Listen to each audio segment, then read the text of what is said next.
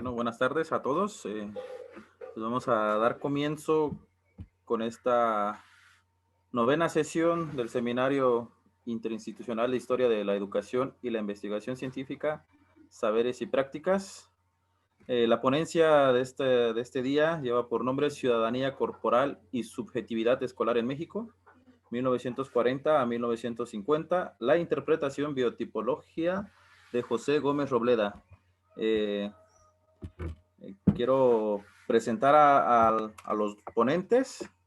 En primer lugar, al doctor Gustavo Adolfo Enríquez Gutiérrez, quien es profesor e investigador en la Universidad Pedagógica Nacional de la Unidad Morelos. Es licenciado en Tecnología Educativa por parte de la Universidad Autónoma del Estado de Morelos y maestro en Educación egresado de la UPN y doctor en Educación por la Universidad Autónoma del Estado de Morelos en el Instituto de las Ciencias de la Educación. Él ha escrito diversos libros, entre los que se encuentran Cuadernos de Trabajo Primer y Segundo Grado de Primaria para Niños y Niñas Migrantes y un capítulo del libro de texto sobre enseñanza en la educación básica. También ha publicado distintos artículos en revistas nacionales y en la actualidad realiza investigaciones sobre inteligencia y corporeidad desde un corte histórico. También al maestro Uciel Mauricio Morales Hernández, quien será otro de los ponentes que nos acompañará en esta sesión.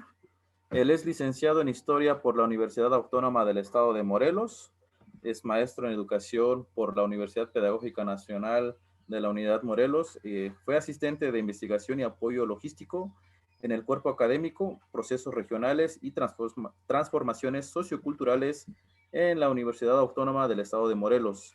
También ha sido profesor de educación de nivel básico y medio superior en el área de ciencias sociales y actualmente es profesor universitario en el Instituto Mexicano de Profesionalización Educativa y realiza investigaciones en historia de la educación y análisis del discurso.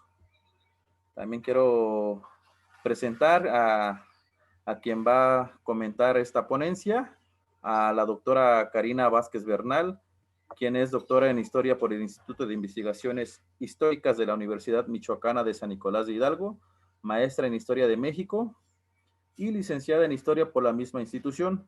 Ha realizado diversas estancias de investigación en la Facultad de Ciencias de la UNAM, una estancia de investigación postdoctoral en el Departamento de Historia de la Ciencia del Centro de Ciencias Humanas y Sociales del Consejo Superior de Investigaciones Científicas de España. Es profesora en la Escuela Normal de Morelia, es autora de diversos artículos, libros y capítulos de libros, líneas de investigación, historia de la educación con énfasis en la presencia del racismo en el sistema de educación en México, e historia de la ciencia y la construcción de propuestas didácticas con perspectiva interdisciplinar. Pues es para mí un gusto presentar a estos quienes el día de hoy pues, nos van a presentar este trabajo.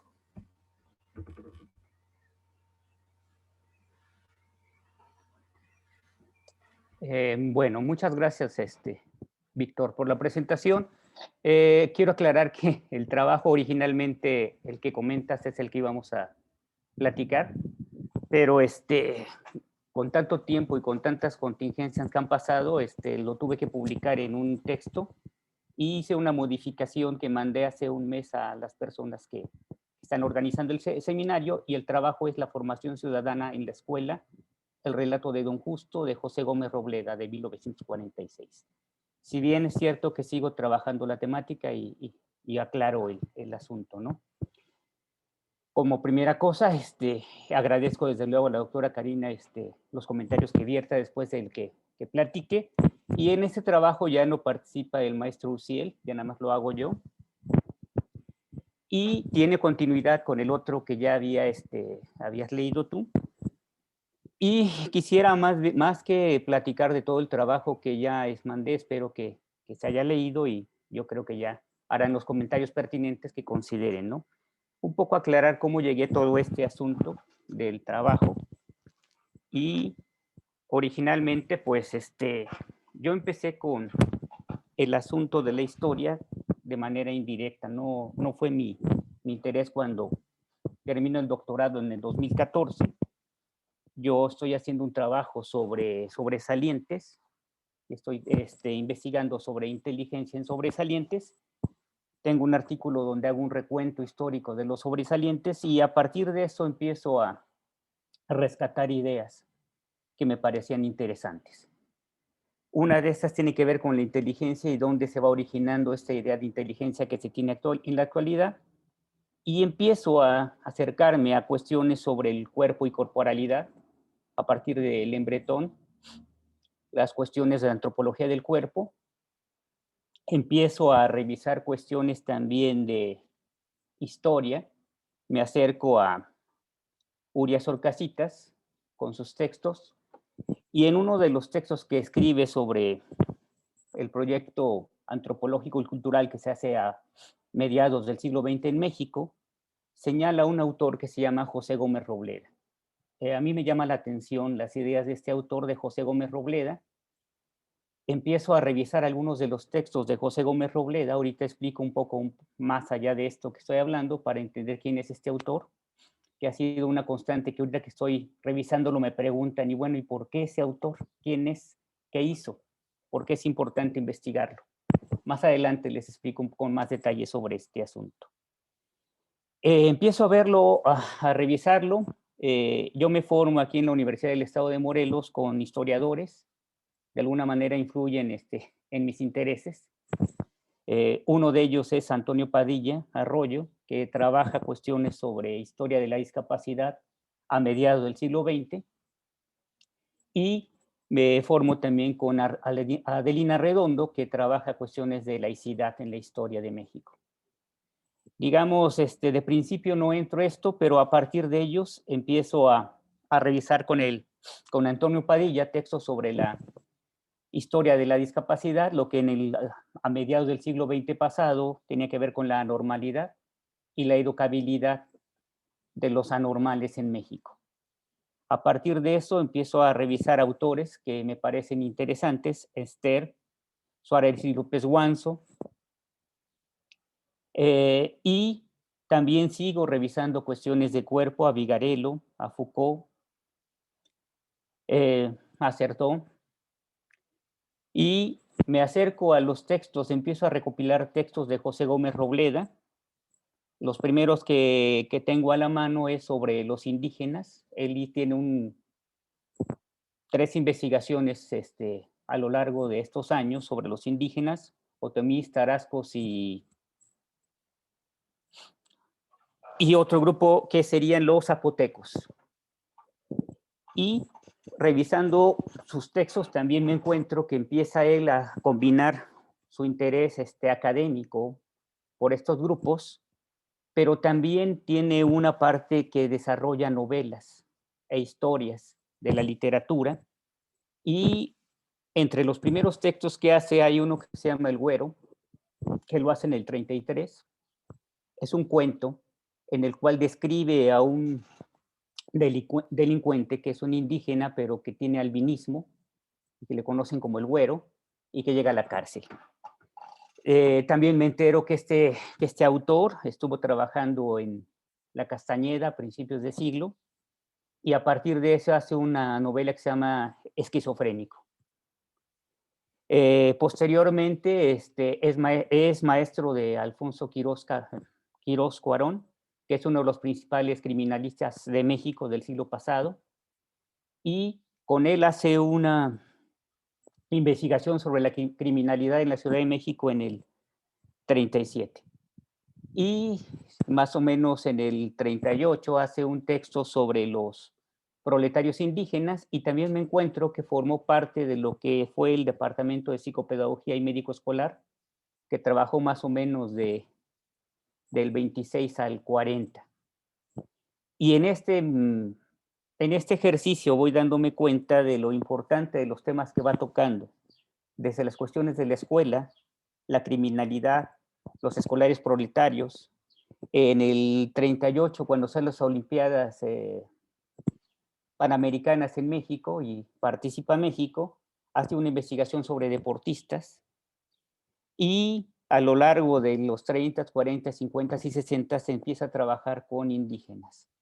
Por ahí presenta también un texto sobre la tipología de los indígenas y más o menos por el 47 hace un texto con Ada Loja, que es una antropóloga que viene a México, trabaja con ella y hace una clasificación sobre los indígenas en México.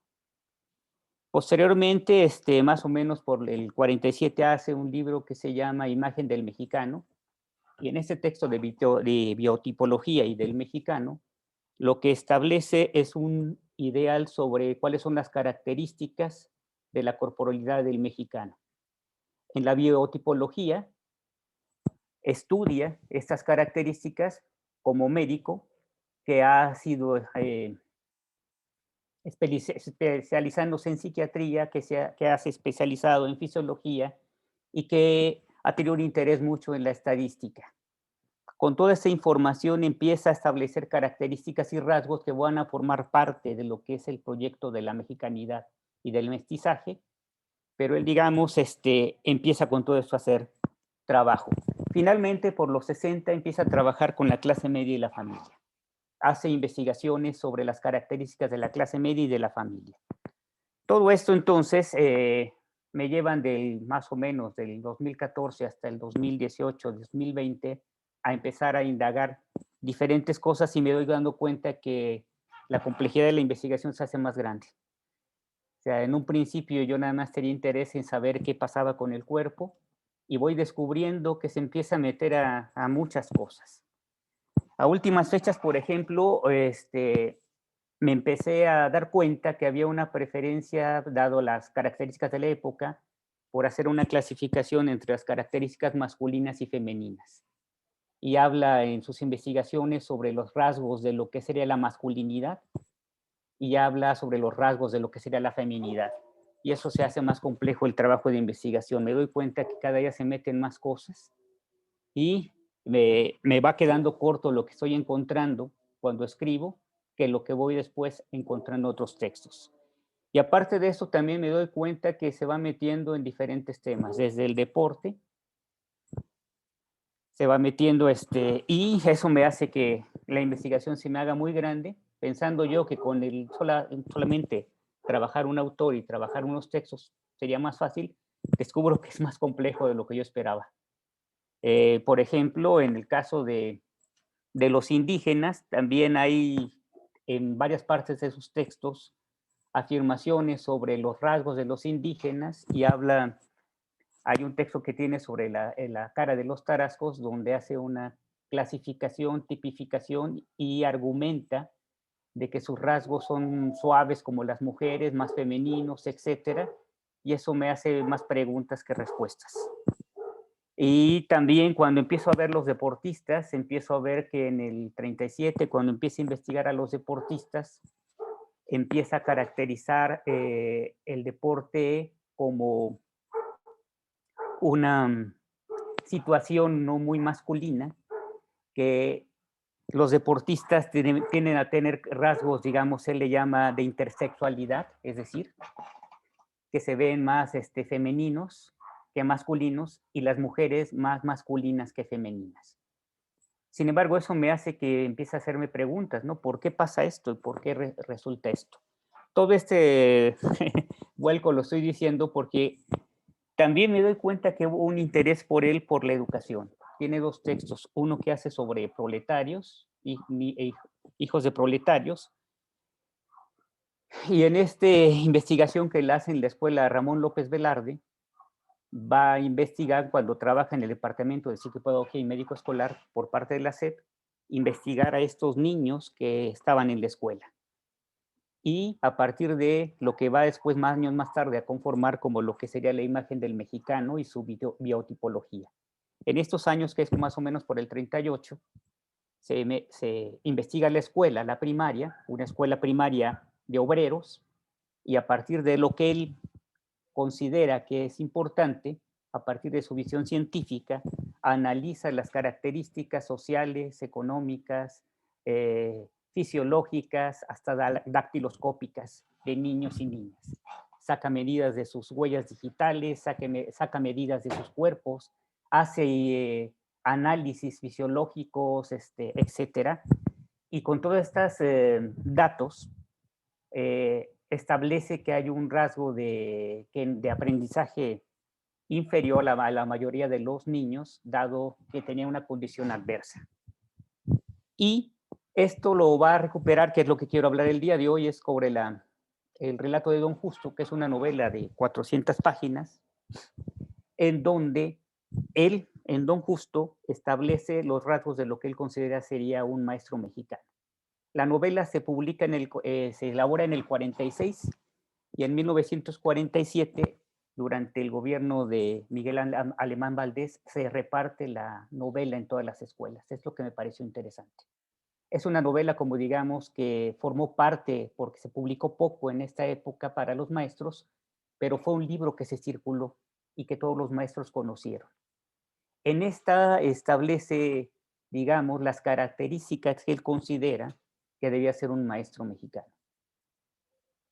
Hay que tomar en cuenta que es una novela, no es la realidad. Por eso yo me acerqué más a Michel de Certeau con esa parte de lo ficcional, para tratar de establecer que es una idea que tiene sobre lo que es un maestro.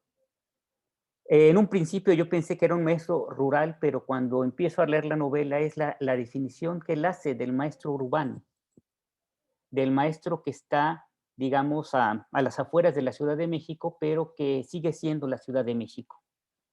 Y había también en esa época la parte que hizo Alfonso Reyes de la Cartilla, que no se llega a publicar, pero sí había una circulación de ideas sobre lo que sería la moral del mexicano, que muchos de los rasgos los establece en la novela. Y cuando estaba leyendo también algunos de los discursos de Béjar, que fue subsecretario de Educación, veo que en algunos de los fragmentos recupera ideas de Gómez Robledo en sus discursos.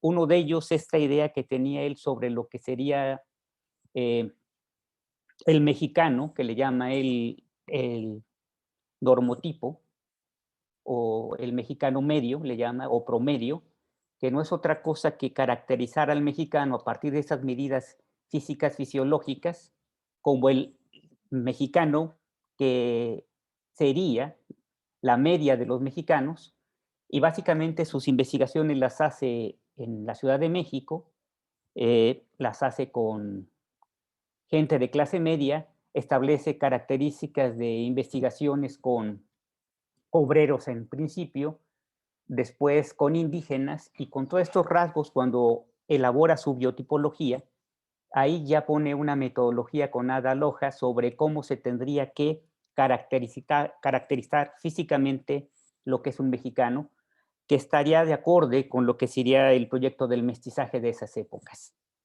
Y la novela va entonces estableciendo estas relaciones que para él son importantes de lo que sería un buen maestro, un ideal de maestro, y este ideal de maestro desde las primeras páginas lo retrata como un hombre delgado, blanco, reposado, que cuando habla los alumnos lo escuchan, y a lo largo de la novela lo que se va viendo es su afán por hacer que la ciencia y el conocimiento científico se dé a conocer a los estudiantes.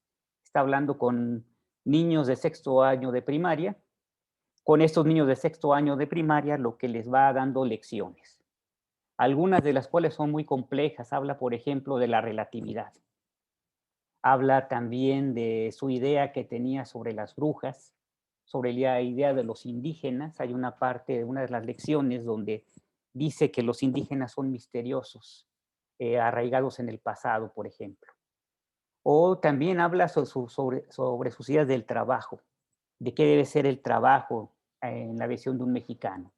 Habla sobre la salud y hace una descripción inclusive hasta de calorías que debe consumir un niño o una persona. Habla también de la cantidad de tiempo que tiene que tener para cuidarse físicamente, su salud, etcétera, ¿no?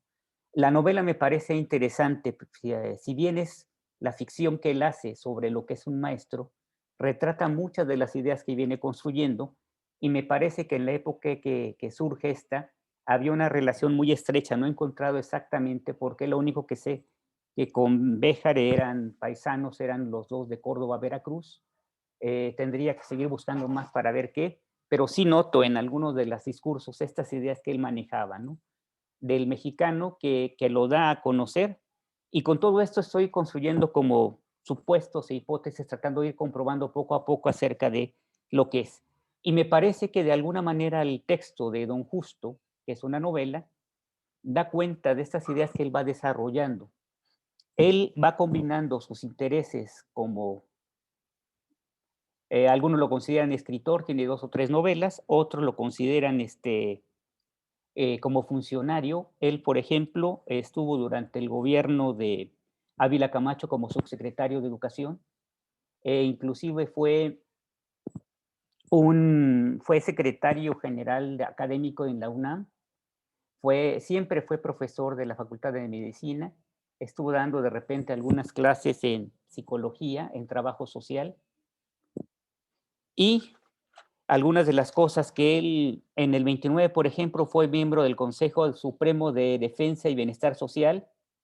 En el 36 fue miembro de la Academia Americana de Neurología y miembro de la Academia de Psiquiatría y Medicina Legal. Con Alfonso Quirós Cuarón estuvo casi todas sus publicaciones de los indígenas. Había una parte que Quirós Cuarón participaba en las investigaciones. Estuvo vinculado con Lucio Mendieta, el creador de la revista de Sociología. Publicó la investigación sobre los zapotecos como parte de la investigación que Lucio Mendieta hizo. Y esto me parece que hace que sea importante conocer el papel de este personaje, que al final, en una de las biografías que encuentro, él se caracterizaba como maestro e investigador.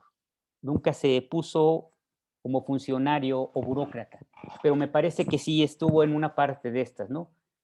Él, si bien no fue un personaje de la talla de muchos filósofos o teóricos que estaban sobre el mestizaje, sí fue alguien que operó las ideas y fue alguien que hizo investigación en escuela y fue alguien que hizo investigación con la gente, sobre todo en la Ciudad de México.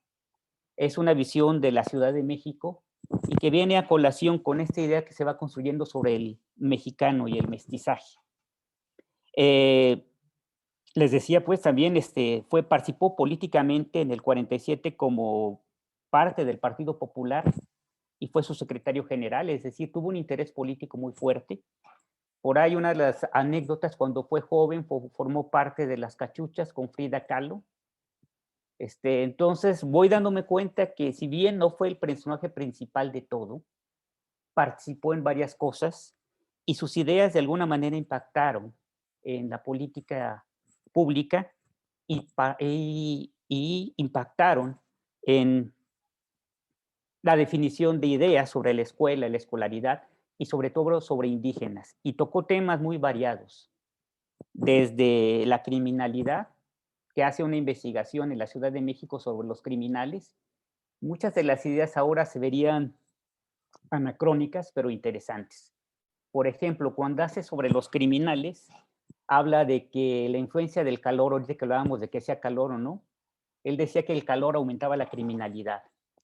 Siempre estuvo como muy interesado en las cuestiones morales y de la higiene, estaba muy en el marco de la eugenesia y todo esto al principio del siglo y el higienismo.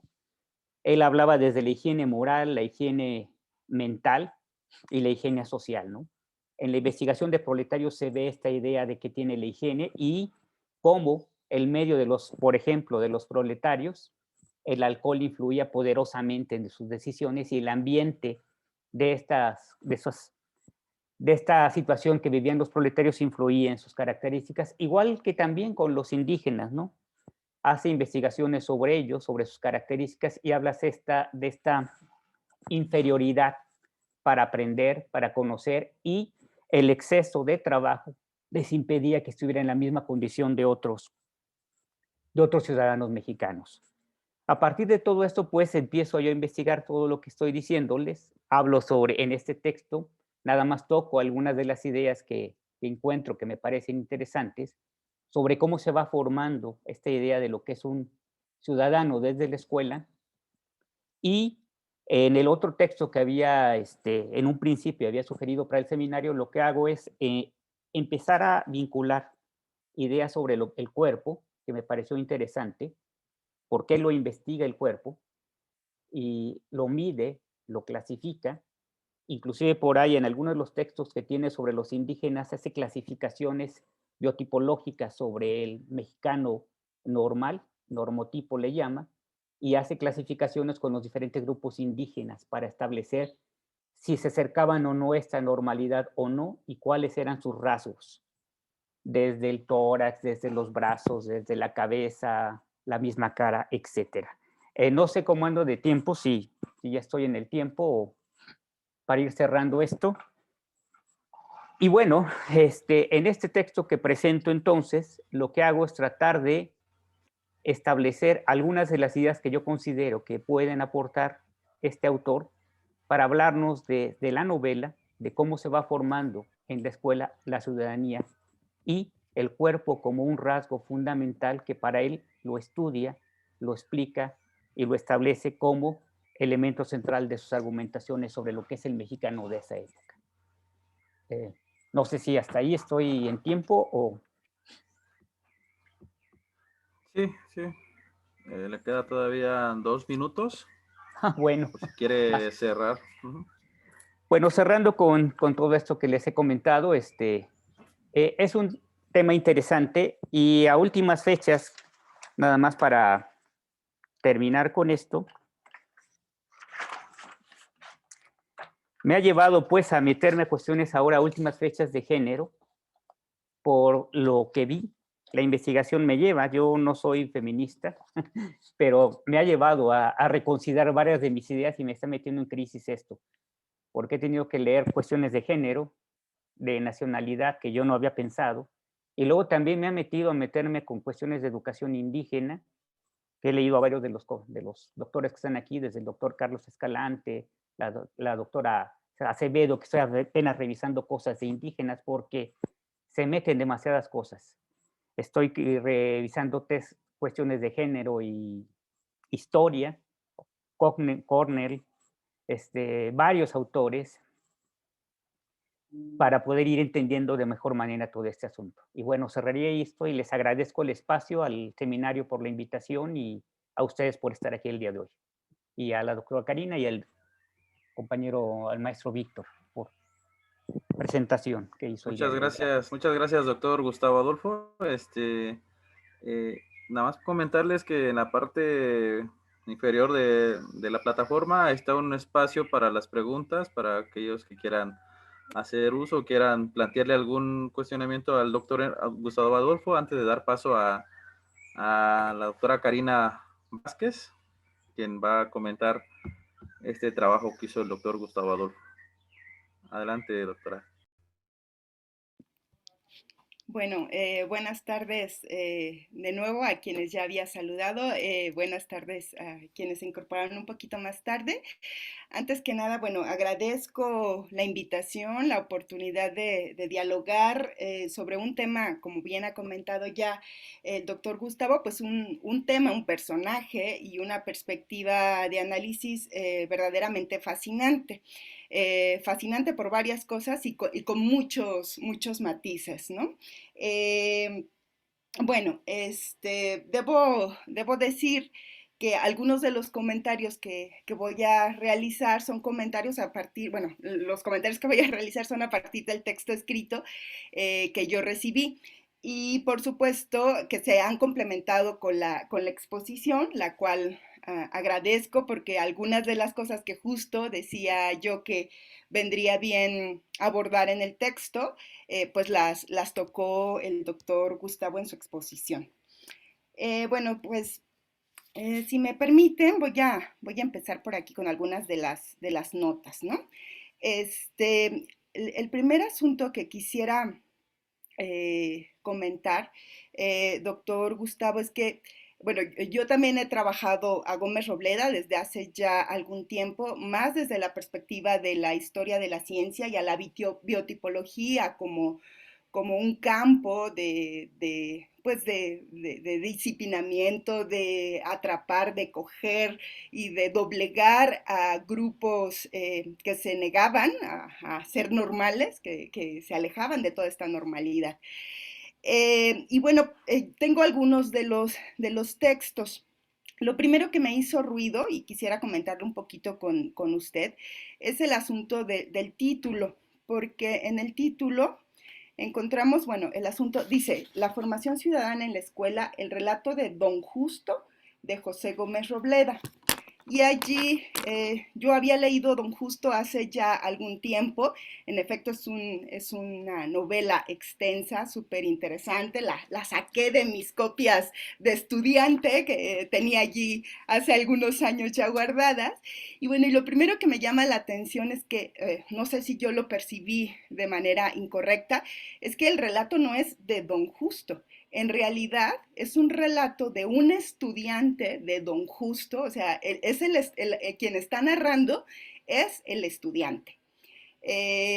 Más adelante le conversamos un poquito porque la verdad es que yo tengo mis sospechas de que ese estudiante es el propio Gómez Robleda, porque, bueno, en otros trabajos, particularmente en la producción literaria de Gómez Robleda juega mucho con la autobiografía, con el cuento, o sea, es el mismo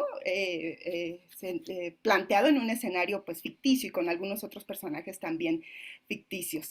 De manera que yo diría que el título tendría que ser un poco más en el relato de Don Justo, el relato sobre Don Justo, que este asunto de las preposiciones y los recursos de la escritura luego es importante, ¿no? Porque pareciera que es Don Justo el que habla, y en realidad no es Don Justo el que habla, es un alumno de Don Justo el que empieza a recordar cómo llegó ese último año, las clases que tuvieron, la convivencia entre los estudiantes, cómo ataja el profesor los problemas que se presentan, las inquietudes, esto que me parece pues también muy interesante, ¿no? Entonces, eso me llama la atención. Nunca lo dice, pero la verdad es que yo sospecho que es el propio Gómez Robleda, o sea, que él está narrando una parte de sus vivencias en la escuela. Por supuesto, ya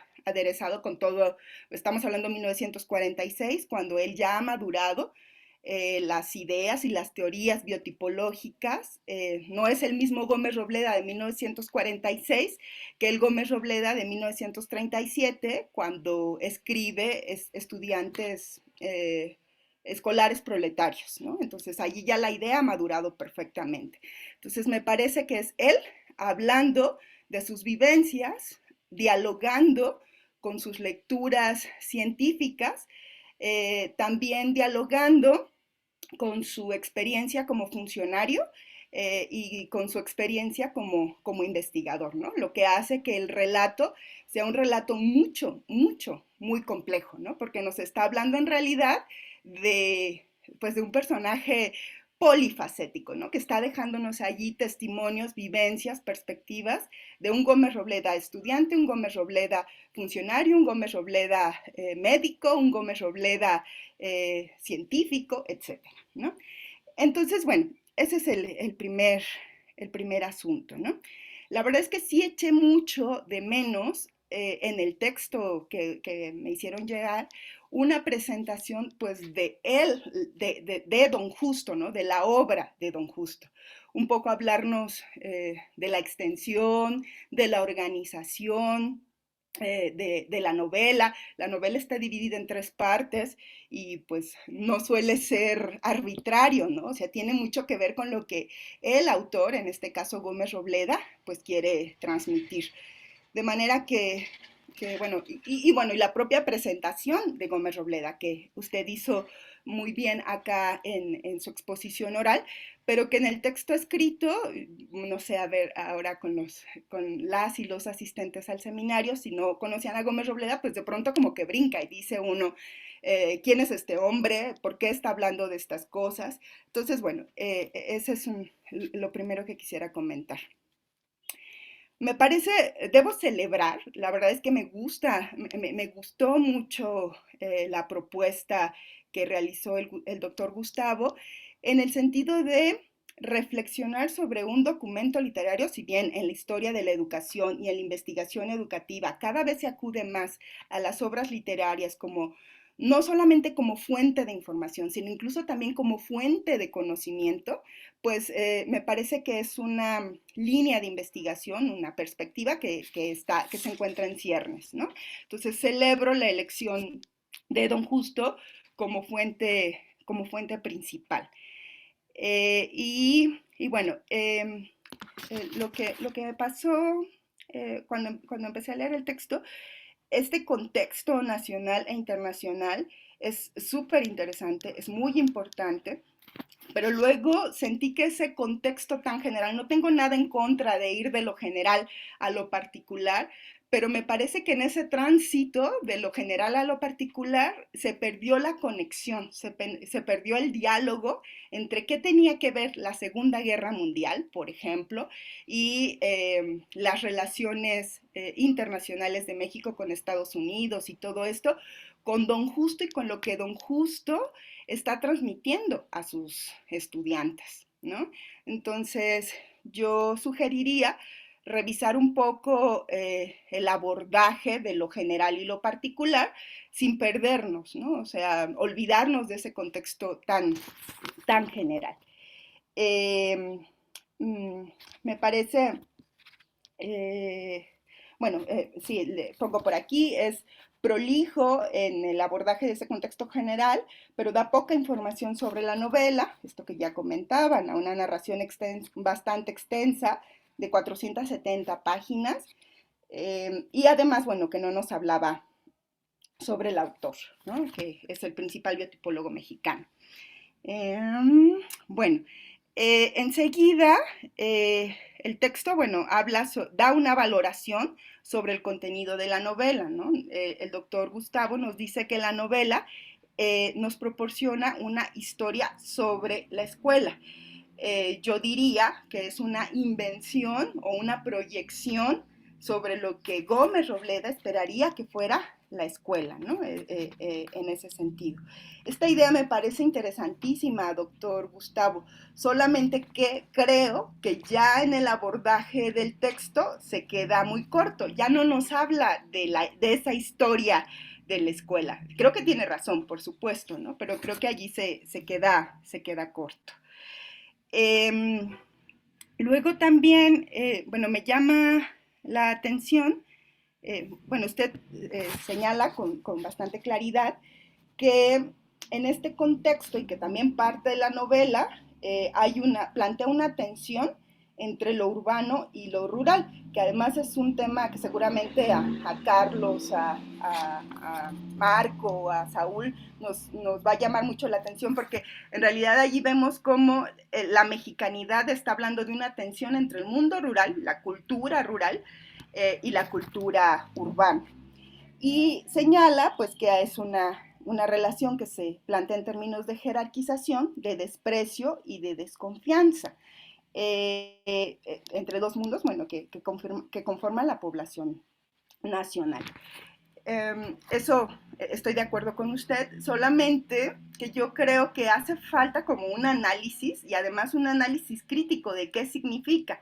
Sobre este punto vuelvo un poco más adelante, ¿no? Porque también tiene que ver con los mitos, no incluso con los mitos, sino con los prejuicios que se construyen sobre el mundo rural, ¿no? Sobre que el mundo rural, los campesinos, los indígenas, los pescadores, en el caso de Gómez Robleda, no tienen nada que aportar, ¿no? Ningún conocimiento, ninguna enseñanza, que yo creo que en términos de políticas públicas y de relaciones, de políticas culturales, pues ha hecho bastante daño y ahora estamos intentando recomponer pues esa relación.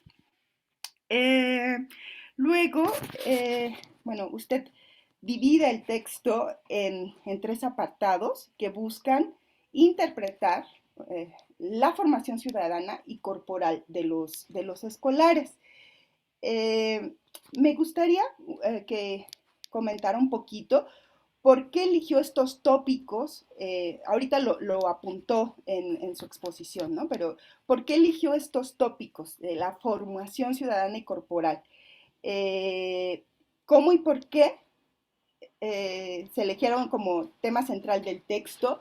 Si esto tiene alguna relación con la estructura o con la intención. O sea, yo cuando veo a Don Justo dividido en tres partes, pues pienso incluso en la concepción biotipológica de el biotipo, pues el ser humano, la cara intelectiva, la cara moral, la cara biológica, y cómo el asunto mesológico, las teorías mesológicas están allí alrededor. Yo creo que es una ficción, una construcción novelada sobre toda la teoría biotipológica de cómo se forma la personalidad de los individuos y de las poblaciones. Entonces me gustaría saber si usted cree que esta división de Don Fausto en el fondo también está vinculada con una teoría científica y con una manera de entender la personalidad. Eh, en efecto, luego volví al texto al que nos remitió Víctor Hugo al principio, porque de pronto me lo encontré y veo que en ese otro texto sí hay un abordaje de algunos conceptos importantes, ¿no? De qué voy a entender o qué va a entenderse en este texto por formación ciudadana, por formación corporal, o sea, algunas categorías que forman parte del documento y que desde mi punto de vista sería muy pertinente aclarar desde el principio, porque si no al lector nos cuesta como mucho, nos cuesta más trabajo seguir el argumento central del documento que usted nos propuso. Por ejemplo, ¿no? Se apunta el concepto de hombre medio, que sé que usted ha trabajado en otros documentos, pero aquí se queda como muy cortito. Yo ahorita hice por aquí una anotación, ¿no? Porque que también sería algo que me gustaría conversar con usted, el tema del normotipo, porque a ver, espere, es que esa idea la incorporé un poquito más, un poco después. Ese hombre medio es una categoría que Gómez Robleda va a construir hacia la década de los 40, o más avanzada la década de los 40, ¿no? Entonces, el normotipo, o la manera en la que él se acerca a estudiar, al principio, el normotipo es un normotipo italiano. Es decir, se comparan las medidas, los comportamientos, los índices de los escolares proletarios con, con poblaciones de otras nacionalidades, ¿no? Con otros contextos. Lo mismo pasa con pescadores y campesinos tarascos. El normotipo al que se alude no es el hombre, no es un mexicano. De hecho, es una de las críticas que luego Juan Comas le va a hacer al texto de Gómez Robleda, ¿no? Y llega y le dice, oye, tus comparaciones son absurdas, ¿por qué vas a comparar a un indígena y vas a construir un normotipo con rusos, con italianos que obviamente tienen medidas y condiciones un poco distintas, ¿no? Entonces, me gustaría que explicara un poquito este otro concepto y sobre todo este concepto en el contexto escolar, ¿no? Porque si bien es un concepto que se construye desde la biotipología, yo creo que en Don Justo y que Gómez Robleda también habla de un hombre medio, de un mexicano promedio, en torno al contexto escolar. Bueno, eh, es muy interesante el segundo apartado, por ejemplo, cuando usted apunta cómo es esa escuela de la unidad nacional, señala algunas cosas sobre las transformaciones de la escuela avilacamachista frente a la escuela cardenista, el proyecto cardenista. Sin embargo, bueno, creo que queda por allí, quedan muchos hilos sueltos en el texto y luego yo no, esos hilos tampoco los encuentro en el análisis de la novela, por ejemplo, ¿no? Allí me costó un poco de trabajo seguirla. Eh, eh, Bueno, allí particularmente hay una autora, al final voy a comentar un poco sobre los autores que me parece que valdría la pena traer a la conversación en este documento, pero Yuren Camarena, que hace filosofía de la educación, que por ejemplo para entender la educación moral, el concepto de moralidad en la escuela, me parece que tendría que ser una referencia obligada. Es la que recuerdo en este momento. Seguramente algunas de las asistentes o de los asistentes al seminario podrán darnos algunas otras pistas, ¿no? Pero creo que allí también hace falta fortalecer la reflexión en torno a la escuela de la unidad nacional. Ok. Ya en la tercera parte, bueno, en esta última parte de su documento se plasman las ideas de Gómez Robleda sobre lo nacional, lo mexicano y lo moral construida desde la escuela. Es muy interesante, ¿no? Como el tono de la narración, porque también es un tono, todo el tiempo está aleccionando, ¿no? Entonces, cuando usted nos comparte ahí en el documento que les dice a sus alumnos, a otros han pasado por estas aulas y ahora se han convertido en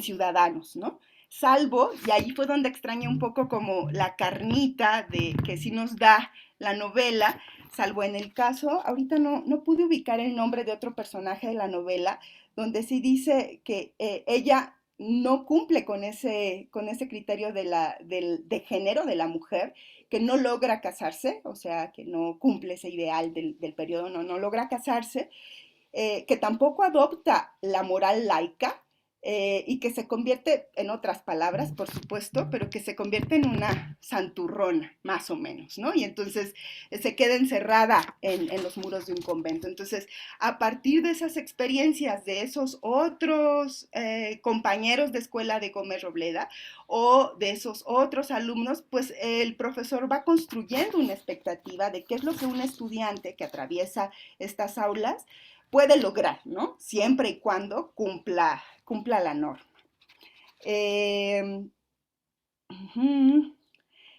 Sí, otra vez este asunto, ¿no? En esta última parte se apunta que la enseñanza fue el espacio de confección y encarnación del tipo de hombre y mujer deseable como ciudadano. Sin embargo, no se dan mayores ejemplos. Yo extrañé muchos esos ejemplos, que les aseguro que en esas 400 páginas hay varios ejemplos de cómo se está confeccionando, de cómo se va construyendo, inventando la noción de ciudadano mexicano de la mitad del siglo XX.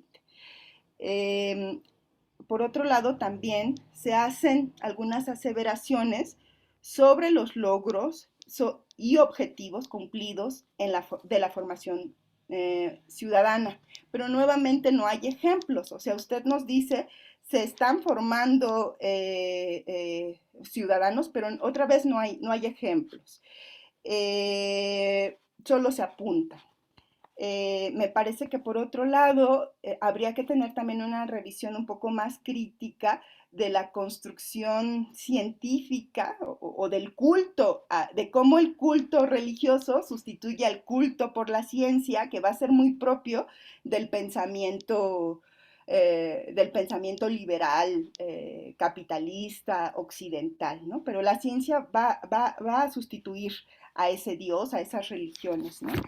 Y bueno, y que también evidentemente el profesor está transmitiendo una visión lineal del progreso científico, ¿no? Cuando dice que pues más adelante se van a resolver algunas de las dudas, de las incertidumbres que la ciencia hasta este momento no puede abordar. Y bueno, hay varias aseveraciones muy interesantes en las conclusiones, pero que desde mi punto de vista no quedan completamente abordadas en las páginas que preceden a las conclusiones. De manera que yo recomendaría pues un poco volver a la novela con estas cosas que me parece que ya están ubicadas y dialogar entre esas observaciones con los ejemplos y bueno, es mi punto personal, ¿no? Sí hacer una valoración crítica de lo que ha significado.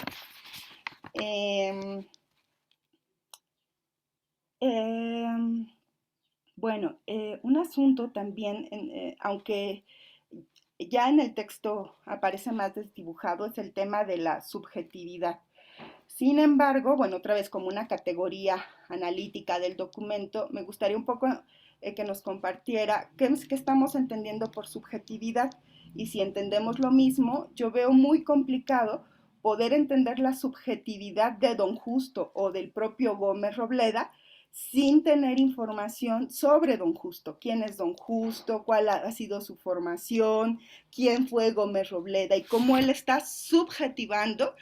No sé, pensé un poco en este texto tan hermoso, tan bonito de Mari Bauma, el de la biografía, donde habla de Pepe Zúñiga, ahorita no recuerdo el título del texto, pero ella hace un análisis muy interesante de cómo se va subjetivando toda esa cultura, de la cultura de la Ciudad de México, y el individuo la reinterpreta, la asimila, la reinterpreta y la reconstruye.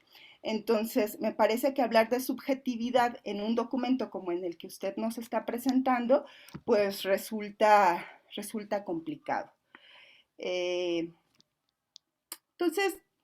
bueno, son un poco las observaciones que tengo. También veo muchas posibilidades porque de verdad estoy convencida de que la fuente que usted ha elegido es una fuente interesantísima y que varias de las observaciones que usted tiene también son dignas y que necesitan continuarse. Veo algunas posibilidades, quisiera proponerle algunas posibilidades para sacar mayor provecho de esta fuente.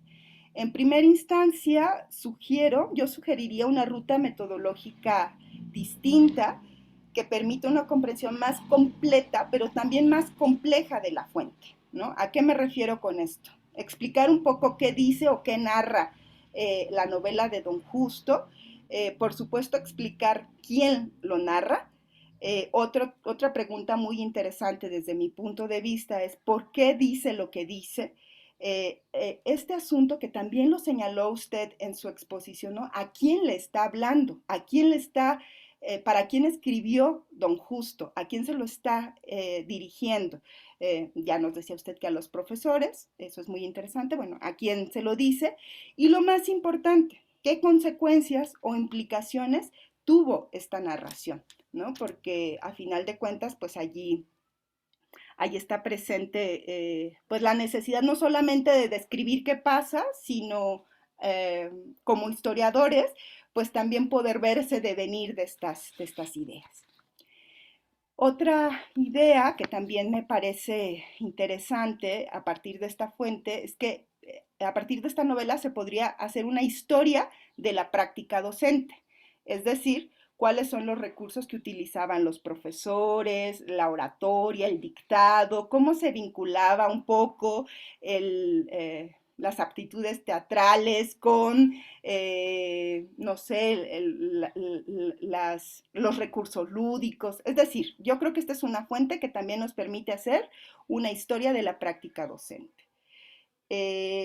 A mí, por la perspectiva en la que he trabajado a Gómez Robleda, me sugiere mucho el poder observar cómo se relaciona este constructo literario con la actividad científica y de funcionario del autor. Es decir, cómo este documento se relaciona con otras actividades, porque Gómez Robleda no es que en un momento se convirtiera solamente en escritor y dejara de ser el investigador del Instituto de Investigaciones Sociales o el subsecretario de Educación Pública, dependiendo el momento, ¿no? Es la misma persona en todos estos momentos. Bueno, otra pregunta es, ¿qué piensa sobre la posibilidad de que esta novela recoja, es un poco lo que le planteaba al principio de mi intervención, esta novela recoja y materialice la institución escolar basada en fundamentos biotipológicos, porque probablemente Gómez Robleda no tuvo el peso político, pero otros biotipólogos a nivel internacional sí que construyeron escuelas y modelos educativos en otras partes del mundo, ¿no? Que además la comparación pues debería hacernos pensar en si estas ideas podemos tomarlas tan a la ligera, ¿no? Por ejemplo, como modelos de educación como los propuestos por Nicola Pende en Italia, o Antonio Vallejo Nájera, este es un psiquiatra que también estudié y que hace, por ejemplo, la metodología de análisis biotipológico que utiliza Gómez Robleda con el caso de los campesinos y pescadores purépechas es prácticamente la misma que Vallejo Nájera utilizó con los campos de concentración de mujeres republicanas en la España franquista. Entonces, el asunto es mucho más complejo, ¿no? Entonces, ¿usted cree que esta novela es una manera de materializar eso que no se pudo hacer en México con circunstancias muy contextuales, pero que otros médicos, otros biotipólogos sí lograron hacer en otras partes del mundo?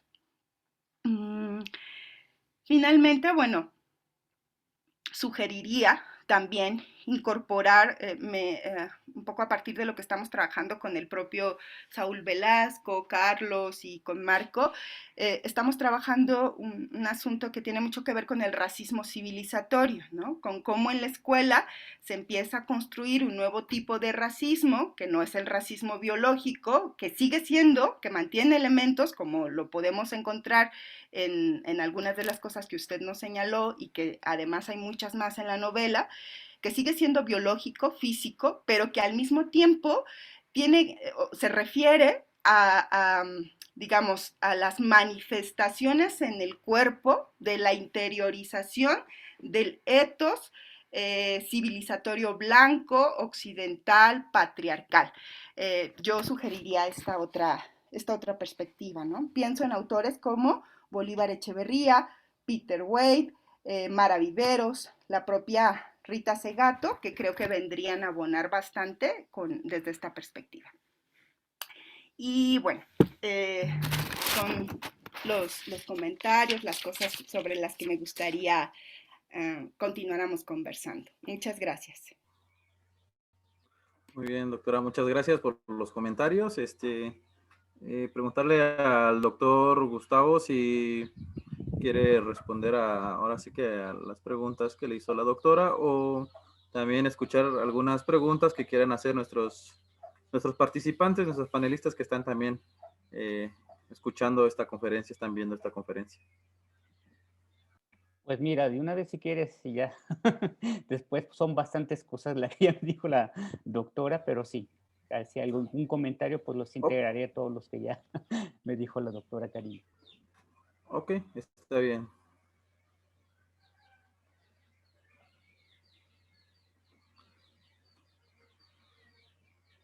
Entonces, ¿alguien que quiera hacerle alguna pregunta al doctor? O si no, para que pasemos ya a que dé respuesta así que a las preguntas y a los comentarios que le hizo la doctora Karina. Bueno. Adelante, Marco. Pues no sé si sea romper el protocolo, pero quizá que responda el doctor y ya, ojalá haya tiempo para poder intervenir. Como ustedes quieran. Muchas gracias. Pues. Si quieres, doy algunas respuestas, que son bastantes cosas, y vemos adelante, el doctor. Tiempo para rápidamente. Adelante. Sí, coincido con lo que dice doctora Karina, digamos que lo que yo me centré en las páginas, quizás a lo mejor tendría que reubicar el texto, porque sí me he dado cuenta cuando empecé a trabajar el autor, que es poco conocido, salvo por la gente como usted o algunos historiadores que lo conocen, realmente es poco conocido. Es importante situarlo, sí, cierto. Es importante situar también digamos, la metodología, vamos a ponerlo así, y los principales conceptos. Digamos, aquí delineé algunos de los que yo había hecho, finalmente quien lee el texto, digamos, no tenemos que estar, yo partir de un hecho que no es así, tenemos que dar cuenta de varias cosas que no se dicen y que sí ayudarían a que el texto quede mucho más claro. De esa es la parte, ¿no? Digamos que hay que contextualizar al autor. Quizás a lo mejor quitaría un poco de cuestiones históricas. Me centraré más en establecer la obra. En otras partes lo he hecho. Ahorita por eso, cuando empecé, la explicación quise dar. Y también al mismo tiempo se da cuenta de que sí toma muchas aristas. Me parece también interesante este asunto de la biotipología a nivel internacional para situarla en el caso mexicano. Me parece también que hay varias categorías que trabaja él y una de estas, el racialismo, lo que usted decía de el racismo civilizatorio. Creo que sí, es un autor que sí, de manera constante lo hace, ¿no? Hay un racismo hacia los homosexuales, cuando habla de los indígenas lo hace. En el caso aquí, por ejemplo, toca un poco la discapacidad, en el caso de una niña en la novela, que también es una manera como establece una referencia a esta, también a los locos, hace una referencia a esta. En la novela hay pocas mujeres científicas, la mayor parte son hombres.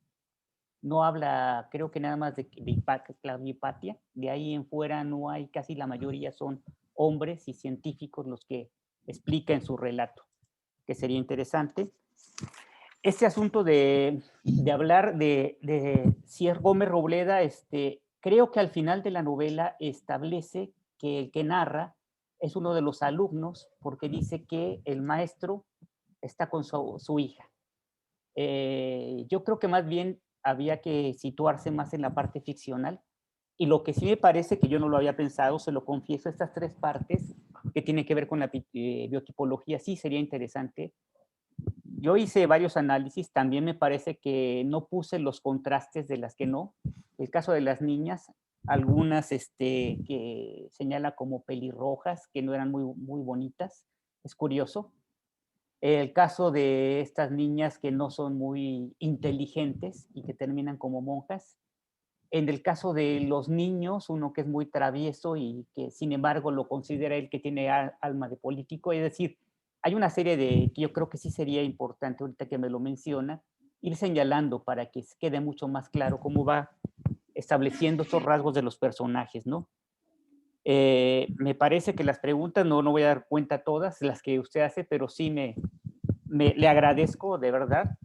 Digamos, este texto lo hice con esa, no con la intención de que me dijeran tantas cosas, sino más bien de, yo también sé que estaba muy fresco ahorita muchas cosas, cuando empecé a leer más cosas de otros historiadores, me di cuenta que sí, se queda corto en muchas cosas, pero sí tengo que afinar esos hilos que me da cuenta usted.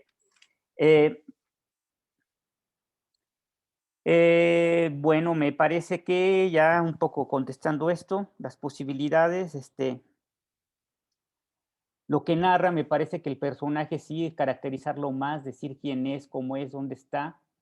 También lo fui al principio que pensaba que era una escuela rural, después me di cuenta que no, porque estaba muy metido con la escuela rural. Cuando lo reviso, hice otro análisis del texto, ya donde fui sacando un poco más esto, y esto que también comenta para finalizar, no estoy contestando todas, algunas de los que me dio, me parece que sí sería muy importante saber cómo se estaban formando los maestros, porque me llama la atención, de repente me da la impresión que la manera como ubica el maestro es más bien como un catedrático a veces, porque la mayor parte de las lecciones que él da son lecciones y algunas no son sencillas de seguir.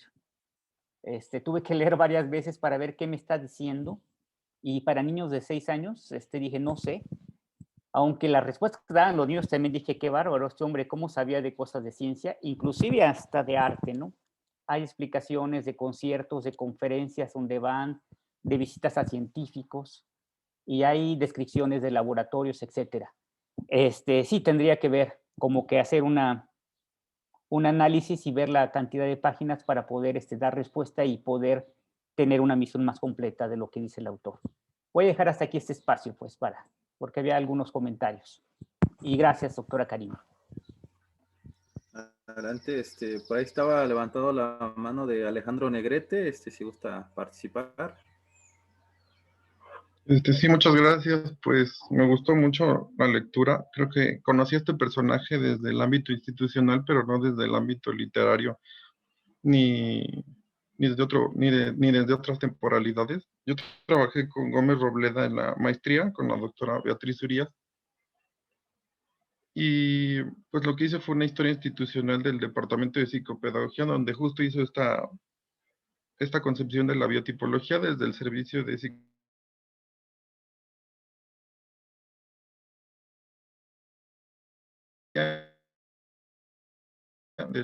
también desde el servicio de psicometría institucional escolar, ¿no? Porque era un departamento de la SEP y pues él fue un funcionario público, ¿no? Entonces aquí pues vemos cómo la ciencia aplica hacia pues lo práctico, lo pragmático de la biotipología, que al final era lo que buscaba Gómez Robleda, aplicarlo a la realidad de la infancia mexicana, ¿no? Yo también fui seducido como la doctora Karina, por los estudios de Foucault sobre el poder, sobre la medicalización, sobre el estudio de lo normal, etcétera. Pero pues al estudiar los expedientes, la historia institucional como cara a cara con los niños, con los alumnos y cómo estaban estudiando los biotipos, pues te das cuenta de que hay cosas más profundas, ¿no? Que por ejemplo, pues los niños estaban bailando entre la cárcel, entre el asilamiento psiquiátrico, el manicomio, y pues que de menos con estos estudios biotipológicos iban a dar a un servicio de clínica de la conducta, ¿no? O sea, sí hay un control, sí hay una observación, sí hay un dominio sobre estos cuerpos, pero pues también sí es cierto que pues se formó el servicio de educación especial por primera vez en la SEP, que es algo que no existía, y que este tipo de categorización y medicalización de la infancia pues sirvió para que la SEP tuviera su servicio de educación especial, que sí es cierto, al principio estuvo muy medicalizado y no se dejaba participar a los maestros ni a los alumnos, pero pues al menos nació algo ahí. También gracias a la institución, pues Gómez Robleda logró darse cuenta de los llamados anormales falsos, como los niños famélicos, que por no tener las suficientes calorías, pues iban mal en la escuela y pues era una normalidad solucionable, y eso es algo que buscaba él en el biotipo, que pues no nada más por el determinismo genético, pues los alumnos pues ya estuvieran determinados en su racialidad, en su cuerpo. De alguna forma el medio los estaba modificando, y por eso también es muy importante que estuviera él trabajando en una institución de educación, porque pues él decía que gran parte de estos alumnos, pues, y el biotipo se iba formando también de la educabilidad, y también estudió mucho los grados de educabilidad de los educandos, para que no terminaran ahí asilados. También fue acomodando dentro de los servicios del departamento. También el biotipo iba a servir, como decía usted, a los servicios de educación física, porque pues no sabíamos si adoptar el servicio alemán de educación física o la calistenia francesa, etcétera. El biotipo nos servía para saber qué tipo de educación física nos iba a servir. O sea, era bastante práctico. O sea, yo sé que muchos filósofos de la ciencia o historiadores de la ciencia lo han visto desde arriba, pero visto desde la historia institucional, desde pues, la labor desde abajo, pues tenía también muchas funciones. Y también el servicio de orientación profesional dentro del departamento, al que también trabajó Gómez Robleda, pues tenía que ver con la selección de la vocación, de la carrera, donde el biotipo también era relevante en las fichas de vocacionales, pues también era importante el biotipo para ver qué tipo de carrera o de profesión o de carrera técnica iban a seguir los alumnos. También en las formas de ser atendidos en policlínicas o en la higiene incluso de la escuela, cómo los biotipos iban adaptando a los salones, a la iluminación, al espacio, a la aireación. O sea, de alguna forma, pues el biotipo tenía una función bastante práctica en la vida cotidiana y no nada más desde la ciencia, porque de alguna forma el biotipo también es una forma de dialogar con la eugenesia, que no estaba aplicando en México de la misma forma que aplicaba en otros esquemas. Era una forma de negociación donde pues se hablaba de la mestizofilia, como habla Alexander Stern, de negociar las características raciales que se tenía de la raza caucásica blanca y de la raza indígena. Era pues una cuestión política, tenía que ver con esta aplicación institucional. Pero pues también era una negociación con la ciencia, de cómo no está aplicando aquí la misma craniometría ni la frenología, tampoco estaba aplicando de la misma forma los test de inteligencia, los de Binet-Simon, no estaban aplicando de la misma forma. La eugenesia de Galton no estaba aplicando con los mismos índices. Entonces, pues es una negociación este biotipo, una forma de, pues ya no usamos estudiación, pero quizás una negociación o un diálogo con la eugenesia. Pues la ciencia mexicana de alguna forma con el biotipo está negociando, está dialogando, está intercambiando información con la eugenesia más clásica para otras latitudes. Entonces, pues eso, ver la importancia pues, de la labor institucional, de la práctica de todo este tipo de cosas, porque pues tiene que ver también mucho con el financiamiento, porque para la creación del biotipo, pues también pidió Gómez Robleda muchos viajes a la SEP, mucho financiamiento para ir principalmente hacia Estados Unidos y en algunos lugares de Francia. Entonces, pues también no es de a gratis la creación de estos biotipos y de este tipo de ciencia, ¿no? También tiene una aplicación de política pública que también necesita un seguimiento. Pero eso es parte del problema. Sí. Alejandro, ¿te llamas? Perdón. Sí. Bueno, todavía no me toca a mí, perdón.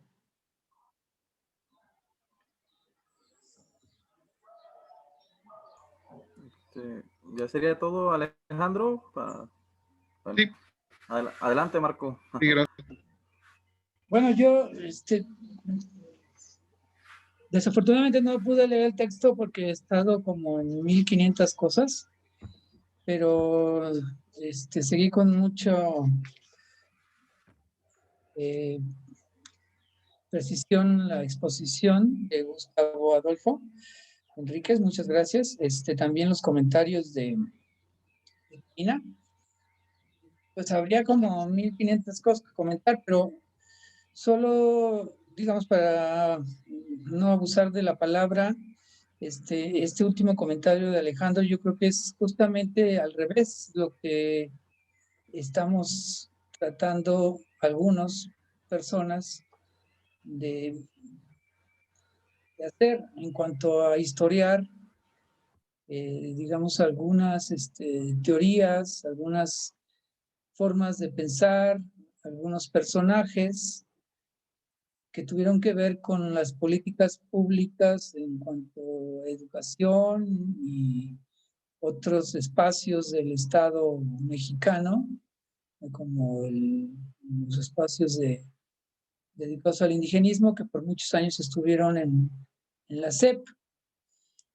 En cuanto a que hay un trasfondo efectivamente racista, o racista, así, tal cual, basado en una supuesta teoría científica. Bueno, eran teorías científicas del momento que se consideraban las más avanzadas de su momento, ¿no? Pero justo una buena parte de la discusión, y desde hace varios años, no estoy diciendo ninguna novedad, es cómo esas teorías científicas encerraban elementos racistas muy, muy fuertes, ¿no?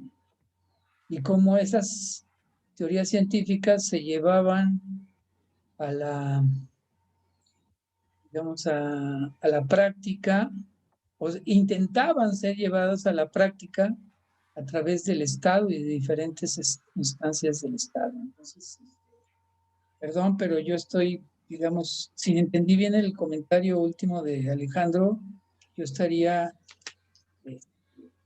exactamente en un punto contrario a lo que él planteó. Y bueno, para Gustavo Adolfo, yo llegué a a Gómez Robleda gracias a Karina en una conferencia que dio acá en Morelia. Bueno, no, yo no estoy en Morelia.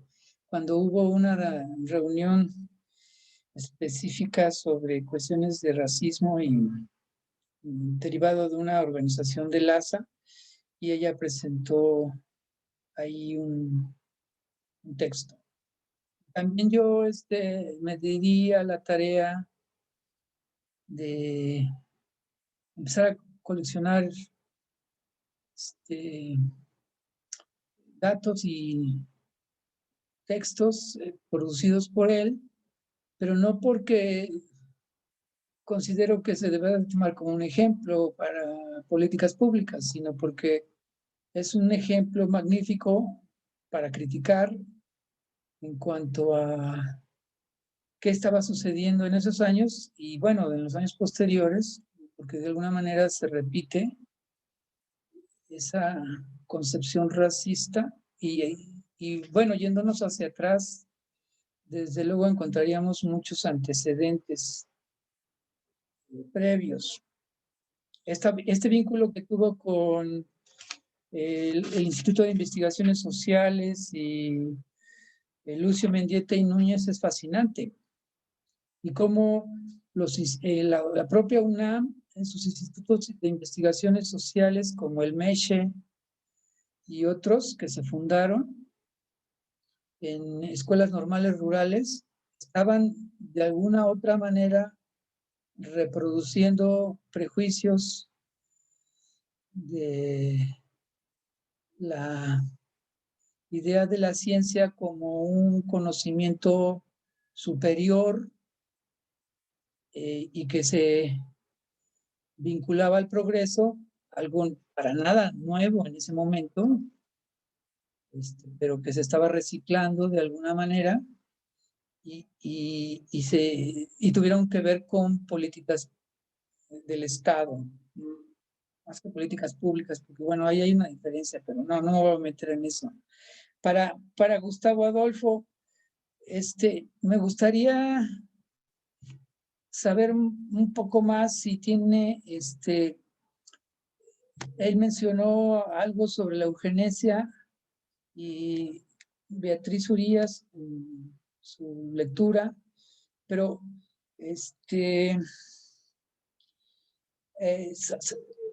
podría definir un poco más la relación de la eugenesia con en este caso particular, con Gómez Robleda. Otra pregunta, y me parece fascinante, digamos, el hecho de que este personaje se haya metido a la literatura y haya escrito novelas. Yéndonos hacia atrás, también podemos trazar como algunas líneas, algunos puentes, ¿no? Con otros personajes de la historia de la educación en México, que si no necesariamente hicieron literatura, sí tendieron puentes por ejemplo, Gregorio Torres Quintero en uno de sus libros de texto, creo que de 1905, 1907, es súper interesante, es un libro que está dirigido para los niños y narra un personaje que es un personaje como heroico y es un niño que vivía en Nuevo Laredo y que por una desgracia personal se mueren sus padres, creo, Nuevo México, perdón, tiene que salir de Nuevo México, que ya era Estados Unidos, y regresar a México. Y es como una encarnación de un ideal de cómo los niños deberían de ser educados. Esto lo traigo a colación porque sin conocer la novela de Don Justo, que ahora me gustaría conocer y leer, el título es emblemático. Y más si se trata de hacer una apología de lo que debería de ser un profesor. Una historia que viene de mucho más atrás, porque siempre hubo una distancia entre el ideal y lo que el profesor era. Perdón si me extendí, podría extenderme mucho más, pero ya me callo y si en algún momento hay oportunidad de continuar esta conversación en otro espacio, lo agradecería. Paso el micrófono. Sí, sí. Antes, doctor Gustavo, ahí estaba Ingrid también que había levantado la mano. Trataré de ser muy veloz. Yo estoy investigando la formación ciudadana, experiencias de formación ciudadana en la escuela secundaria, de doctorado en la UNAM. En fin, nada más escuché que mencionaban de como textos que pudieran ayudar a abordar este tema de la formación ciudadana en la escuela. Entonces, nada más pues mencionar algunos autores que quizá podrían funcionar, ¿no? Mencionaron a la doctora Tere Yuren, que definitivamente es así como en México de las supermaster. Tal vez si vamos desde la parte como curricular y ese tipo de cosas, podemos encontrar a Peces Barba, podemos encontrar, en fin, a otros pedagogos que en México han investigado, pero creo que sí como fundamental, tal vez John Dewey sería como uno de los también referentes más importantes que podrían ayudar muchísimo a la investigación. Y pues bueno, muchas gracias por compartir como este rastreo de la imagen de ciudadano en la escuela, también desde hace mucho. Otro texto podría ser En defensa de la escuela, no recuerdo los autores, pero ese también podría ayudar mucho para abordar la parte de ciudadanía. Y ya, eso es todo. Muchas gracias. Gracias, Ingrid. Pues, doctor, yo creo que ya son varias preguntas ahí que le han hecho. No sé si gusta darle respuesta. Claro. Tengo un texto que el primero que empecé a hacer, un artículo sobre cuerpo y ciudadanía. A lo mejor ahí también abordé varias cosas. Usé a Tere Yuren, que aquí no lo referí. Y sí, de ahí empezó realmente mi interés por todo esto. Pero bueno, ahorita por el tiempo. Segunda, de la eugenesia, también a Regiliani, que es un autor que de repente ya del Colegio de México, un texto que revisé, y es donde me di cuenta, y Gudiño, Arechiga, que son también autores que hablan sobre las cuestiones de higiene. Sí me di cuenta de esto que dice el doctor Marco Calderón. Curiosamente eso me llamó la atención del autor, porque al parecer, parece que no está siendo racista, pero cuando uno se mete a empezar a revisar lo que dice y las afirmaciones que hace, igual que ese asunto de género, me tengo que meter porque hace afirmaciones muy tajantes. Por ejemplo, si en deportistas, si una persona usa la mano izquierda o el pie izquierdo, ya es para él anormal. Entonces dices, a ver, ¿por qué? ¿Qué hay detrás de todo eso? O las mujeres que hacen deporte son marimachas. Se hace una discusión en el texto sobre lo que es la marimacha para él. Inclusive en el fondo de su argumento es el hombre trabaja, la mujer no, y la mujer debe ser alguien que se dedique a tener hijos. Por dar un ejemplo de esto. Y el fondo es científico, porque él trata de explicar científicamente qué es el trabajo, se vale de la física para hablar de qué es eso, y en el caso de las mujeres se basa en la biología y explica este asunto, ¿no? Para el caso del maestro, yo creo que sí hay que seguir abordando la eugenesia como esta mirada, que en el caso mexicano no fue tan tajante, pero fue. Ya desde los 20, el Congreso del Niño, todo esto que ustedes ya conocen, que fue haciendo el marco para que de alguna manera se fuera desarrollando lo que Alejandro Negrete, que leí su tesis, que me encantó, sobre el departamento de psicopedagogía y todo lo que va haciendo este departamento, ¿no? Y entonces se va uno dando cuenta cómo este discurso científico va conformando esta visión racista, que quisiera decir que no, pero sí.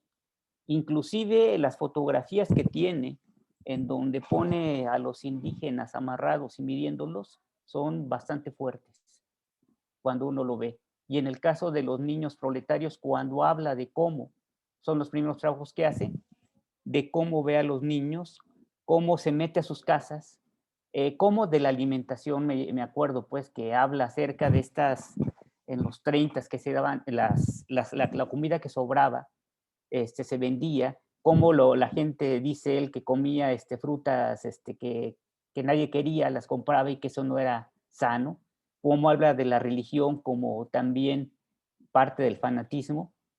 Y en el caso de Don Justo habla de varias lecciones, sobre todo morales, el texto es muy moral, y lo dice, cómo debe ser un hombre, cómo debe ser una mujer, cómo debe vestirse incluso, hasta el físico para él era importante, el color de piel.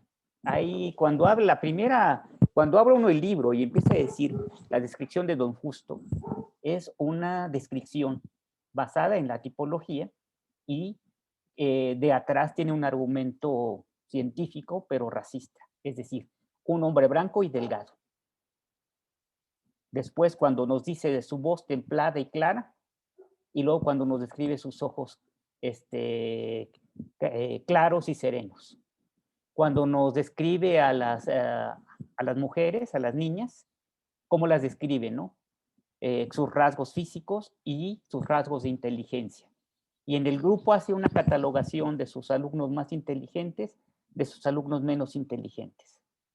Tiene una parte por ahí que habla acerca de el hijo de un obrero, cómo es, que su padre es gordo, obeso, y por lo tanto propenso a enfermedades. De una mamá de un compañero que es rico, pero que es una mujer muy falta no respetar a los demás. Ahí su descripción también cuando muere de cómo es, y el profesor que describe, que lo sustituye, habla de él como un indígena misterioso, de ojos serenos, dice. Es decir, si bien es cierto que no dice que ser indígena no era lo mismo que un mestizo, en los calificativos que usa en la novela sí es fuerte en eso.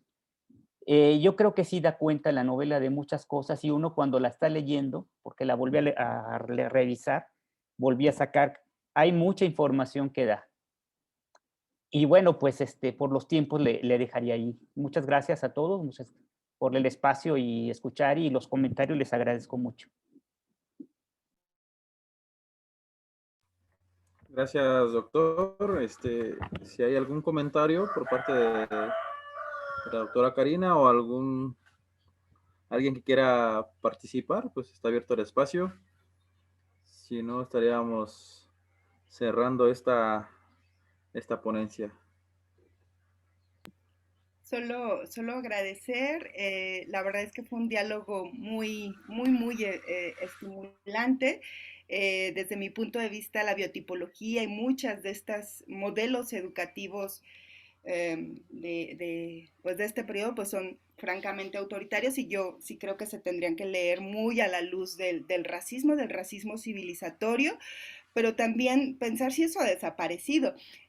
Hace un momento que el doctor Gustavo comentaba de los test de inteligencia, pues a lo mejor esos test de inteligencia ya no se manejan tal cual, pero hay un montón de pruebas, otra vez utilizando a Foucault, ¿no? De enlace, planea, que determinan el futuro de los individuos, de los niños, de los jóvenes y de las juventudes, vaya, mexicanas, ¿no? En función de si se adapta, de si se cumple la norma o no, pues se decide el futuro. Y coincido plenamente con Marco, ¿no? El problema es que estas teorías científicas se convirtieron en políticas educativas y que no han desaparecido del todo. Por allí está Saúl, está muy calladito, pero él es uno de los especialistas del estudio del racismo en el sistema educativo mexicano, ¿no? Y ahí se va viendo cómo ese racismo pues se va camuflajeando. Muchísimas gracias. Bueno, espero que continuemos el diálogo más adelante. Y Marco, te comparto el texto con mucho gusto. Me gustaría mucho leerlo juntos. Pues antes de cerrar, pues también hacerles la invitación a todos para el día 29 de junio, donde se va a llevar a cabo otra ponencia. Nos acompaña Guadalupe Mendoza y Rodolfo Cruz de la UPN de Toluca. La ponencia lleva por nombre la colección digital de cuadernos escolares, su conformación y el aporte de esta investigación a la historia de la cultura escrita y a la educación histórica en México. pues por mi parte pues sería todo, y agradecerle al doctor Gustavo Adolfo y a la doctora Karina por compartirnos pues sus experiencias, ¿no? Porque más que nada es una experiencia que poder escuchar sobre Don Justo, sobre este relato de Don Justo. Y agradecer a todos los que estuvieron presentes el día de hoy. Y pues sería todo. Muchas gracias a todos y que tengan bonita tarde. Igualmente, gracias. Buena tarde a todos. Gracias, hasta luego. Buenas tardes, hasta luego. Gracias, felicitaciones, gracias, gracias. Hasta luego. Muy interesante.